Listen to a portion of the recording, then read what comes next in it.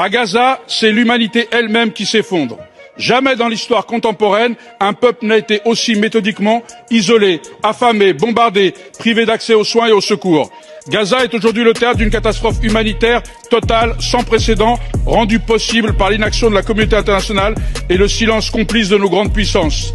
C'est la première guerre moderne durant laquelle aucun couloir humanitaire n'a été mis en place. La première durant laquelle des blessés graves ne peuvent être évacués. La première durant laquelle des enfants meurent de faim à quelques mètres d'entrepôts pleins d'aide humanitaire volontairement bloqués. La première durant laquelle des médecins revenant d'un territoire entament des grèves de la faim pour exiger un cessez-le-feu et un corridor humanitaire. Cette réalité interroge notre conscience collective. Quand des femmes accouchent au sol, sans anesthésie, quand des chirurgiens opèrent à la lumière des téléphones portables, sans eau, sans médicaments, quand l'odeur de la mort remplace celle de la vie, alors ce n'est plus une guerre, c'est un effondrement moral. Il y a plus d'un an, je disais déjà dans cet hémicycle qu'à Gaza, on ne soignait plus, on amputait. Aujourd'hui, on n'ampute plus, on enterre.